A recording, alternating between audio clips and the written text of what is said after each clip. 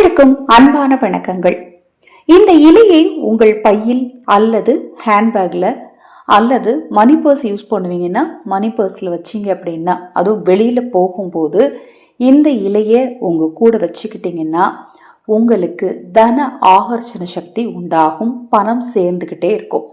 நம்ம சேனலில் நான் போடக்கூடிய பதிவுகளில் உங்களுக்கு சந்தேகம் இருந்தாலும், பூஜை பொருட்கள் உங்களுக்கு தேவைப்பட்டாலும், உங்கள் தனிப்பட்ட பிரச்சனைகள் எதுவாக இருந்தாலும் சரி, அந்த பிரச்சனைகளுக்கு ஏற்ற முறையான பரிகாரங்கள் தெரிந்து கொள்ள விரும்பினாலும், அக்ஷயபாத்திரம் உணவளிக்கும் திட்டத்தின் மூலம் ஆதரவற்ற ஏழை குழந்தைகளுக்கும் முதியவர்களுக்கும் உணவளிக்க விரும்பினாலும் 9344692042 இந்த வாட்ஸ்அப் எண்ணுக்கு தொடர்பு கொள்ளுங்க.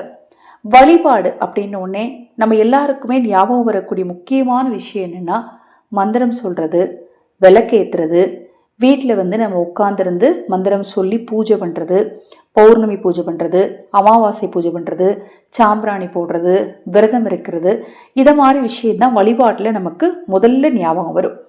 வழிபாட்டில் இருக்கக்கூடிய சூட்சமங்கள் அப்படின்னு பார்த்தீங்கன்னா, அதில் முக்கிய பங்கு இலைகளுக்கும் வேர்களுக்கும் இருக்குது. அதில் ஒரு முக்கியமான இலை, மிக மிக எளிதாக கிடைக்கக்கூடிய இந்த இலை உங்கள் வீட்டில் ஒரு சின்ன செடியாகவே நீங்கள் வாங்கி வைக்கலாம். இதுக்கு நீங்கள் ரொம்ப வேலை செய்யணும்லாம் கிடையாது. ரொம்ப எளிதாக சீக்கிரமாக வளரக்கூடிய ஒரு செடி தான். விலையும் அதிகமெல்லாம் கிடையாது. அதிகபட்சம் 30 ரூபாயிலேருந்து 50 ரூபாய்க்குள்ளே தான் இருக்கும். அது உங்களுக்கு தெரிஞ்ச கடையாக இருந்தால் சின்ன கன்று பார்த்தீங்கன்னா 20 ரூபாய்க்கே கூட அந்த சின்ன இதில் வச்சுருப்பாங்க. இல்லை பக்கத்து வீட்டில், ஏற்ற வீட்டில், யார் வீட்டில் அது இருந்தால் அந்த செடியை உங்கள் வீட்டில் நீங்கள் கொஞ்சம் கிள்ளிட்டு வச்சாலே வளர்ந்துடும்.